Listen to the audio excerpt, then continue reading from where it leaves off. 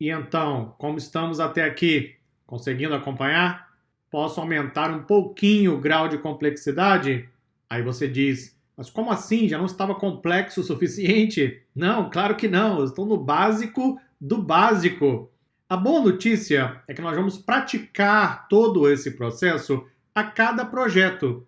Embora eu vá trazer dados diferentes e eu vou apresentar técnicas diferentes, a essência do processo será a mesma. Então, nós vamos repetir todo o trabalho de interpretação, vamos criar os gráficos, vamos avaliar os resultados, vamos fazer isso de várias maneiras diferentes para que você leve o máximo de experiência para casa. Esse projeto número 2 visa exatamente mostrar para você um pouco da dinâmica do que nós teremos em todos os projetos. Lembrando que são 10 projetos neste curso, estamos no projeto de número 2. Teremos ainda muito trabalho pela frente para que você pratique tudo isso ao longo de cada etapa. Não espere aprender tudo em apenas um projeto, não é? É claro que não é assim que funciona. Você vai precisar de 10 projetos, talvez de mais, vai praticar ainda mais para que você possa chegar ao conhecimento necessário e aplicar no dia a dia. Tem que ir construindo o conhecimento bloco a bloco. Pois bem, precisamos aumentar um pouquinho o grau de complexidade. Vamos agora executar uma análise de correlação dos dados. Vamos fazer isso para variáveis numéricas e para variáveis categóricas. Me acompanhe que eu vou explicando tudo para você passo a passo. Primeiro, vamos dar uma olhada mais uma vez aqui em nossa amostra de dados. Nós temos aqui um conjunto de variáveis que se relacionam com essa variável target aqui no final. Basicamente, o que nos diz a variável target? Vamos consultar o dicionário de dados. O dicionário de dados é seu amigo. Visite-o periodicamente. A target diz o seguinte: 0, o profissional não está procurando por uma mudança de emprego. Ele foi fazer o curso lá na empresa para poder, eventualmente, aprender novas técnicas, etc. Número 1, sim, está procurando por uma mudança de emprego. Então, basicamente, tudo que nós estamos avaliando de cada variável é com relação à variável alvo, a variável target. Isso é interessante, porque as pessoas, às vezes, aplicam a análise de dados como se estivessem fazendo algo sem nenhuma direção. É claro que não é assim que funciona. Este projeto é totalmente orientado a essa variável alvo. É isso que você leu, inclusive, na definição do problema, não foi? Eu posso usar esse mesmo conjunto de dados para um projeto completamente diferente. Depende sempre do objetivo. É por isso que eu não canso de dizer. Tudo depende de onde você quer chegar, do objetivo final. Estamos sempre fazendo análise neste projeto com relação à variável target. Bom, sendo assim, eu agora preciso verificar se há correlação das variáveis com a variável alvo. Só que, para variáveis numéricas, nós temos um tipo de cálculo. Para variáveis categóricas, o cálculo tem que ser diferente. Sim, você não achou que seria tão fácil assim, não é? É claro que nós temos aí muitas questões envolvidas em todo o processo.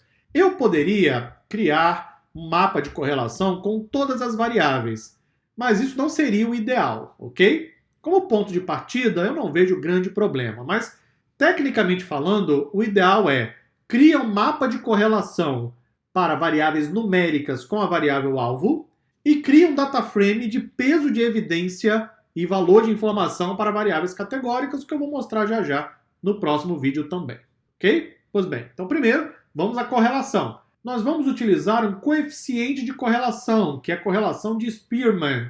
Temos a correlação de Pearson, temos outras correlações, outros coeficientes. Vamos usar essa estratégia agora, ok? Pois bem, vamos então dar uma olhada nas colunas que nós temos em mãos. Aqui estão elas. Agora, uma pergunta para você. A variável experience, cadê a variável? Está aqui, ó. Ela apresenta diversos valores numéricos. Concorda comigo? Veja que eu tenho aqui maior do que 20, 15, 5, etc. Vamos dar uma olhada no dicionário. Essa variável representa, cadê experience? Total de experiência em anos. Essa variável talvez não seja variável categórica. Talvez eu possa usar essa variável como variável numérica. Será que eu posso fazer isso? Bom, ninguém vai responder isso para você. Eu estou respondendo porque é o meu papel aqui como instrutor. Mas no dia a dia, ninguém vai responder isso para você. A decisão é sua. Em geral, os alunos ficam desesperados quando eu faço isso. Eu entendo o desespero, porque, como assim? Quem vai me dizer que é para fazer isso? Ninguém. É o seu trabalho de análise de interpretação. Será que eu posso pegar essa variável experience e considerá-la como variável numérica? Só tem um jeito de saber, é experimentando. A mesma coisa para essa outra variável aqui, ó, last new job, o que nos diz o dicionário, que essa variável representa, cadê ela? Está aqui, diferença em anos entre o trabalho anterior e o trabalho atual. Também me parece uma variável numérica. Na verdade, essa variável, tanto essa aqui, last new job, quanto a experience, cadê ela? Está aqui. Essas duas variáveis, elas podem apresentar comportamentos diferentes. Eu posso usar essa variável como categórica, eu posso usar essa variável como numérica. Sim, depende da análise que eu quero fazer. Olha só o que eu vou mostrar para você agora. Observe. Primeiro, eu vou criar uma cópia do data frame, ok? Depois disso, eu vou contabilizar com você o total de elementos únicos para a variável experience, ok? Então, eu estou filtrando o meu data frame, que é uma cópia do data frame original, e estou contando os elementos únicos. Executa. Lá está. Veja que eu tenho menos 20, 5, 4, menos 1, 16 até o 20. Ou seja, eu tenho diversos valores únicos que provavelmente representam uma variável numérica, que talvez eu pudesse usar, inclusive, para fazer cálculos. Eu posso calcular a média de experiência dos candidatos? Sim, eu posso. Pois é. Então, essa variável ela pode se comportar como uma variável numérica. Eu poderia usá-la como variável categórica? Sim, também poderia. As duas alternativas estão corretas. Eu sei que isso é desesperador, eu sei. Mas é assim que as coisas funcionam. É interpretação que, no final das contas, faz todo sentido. Eu estou procurando aqui abrir a sua mente para as possibilidades. Por que a linguagem Python colocou como variável categórica? Porque encontrou um sinalzinho de maior aqui e de menor aqui. Como isso é um caractere, então o interpretador, opa, essa variável deve ser categórica.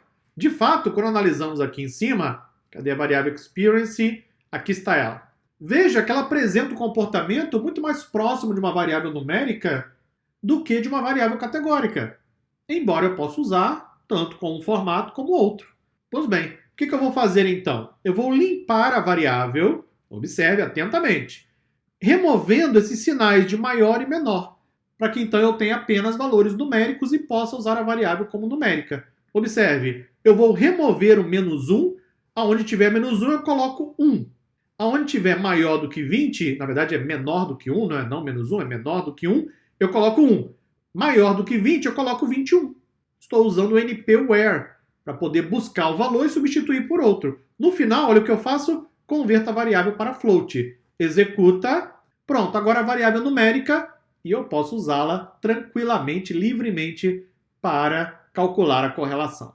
Vou fazer a mesma coisa com a variável letNewJob. Primeiro, vamos contabilizar os valores únicos. Lá está. Veja que eu tenho maior do que 4, eu tenho never. Como são caracteres, strings, então o interpretador da linguagem Python classificou como categórica. Mas tudo bem, eu posso apenas fazer a conversão usando o mesmo raciocínio que eu usei para a variável anterior, converto a variável, observe agora, é uma variável numérica. Pois bem, vamos dar uma olhada no head, observe que eu tenho agora experience, cadê a variável? Aqui está, experience e letNewJob. Vamos dar uma olhada no info. Observe agora que a variável experience está como float 64 e a variável letNewJob também como float 64. Eu apliquei a transformação. Com base nisso, eu posso calcular agora o coeficiente de Spearman, que é o coeficiente de correlação. Uma coisa importante, você percebeu aqui que no data frame numerical, df numerical, eu tenho todas as variáveis, não é? Mas quando eu calculo a correlação com o método core, ele desconsidera variáveis do tipo object, ok? Então eu não preciso fazer nenhum filtro, porque ele não vai considerar as variáveis que sejam do tipo categórico. Eu vou apenas remover a variável enrolledID, porque eu sei que é um ID, eu não uso ID para análise, faço o drop, veja que agora sobraram somente as variáveis numéricas e a variável alvo. Eu então faço o quê? Calculo o mapa de correlação. Executa e lá está a correlação entre as variáveis numéricas e entre as variáveis numéricas e a variável alvo. No próximo vídeo, eu explico para você como interpretar este gráfico. Muito obrigado e até lá.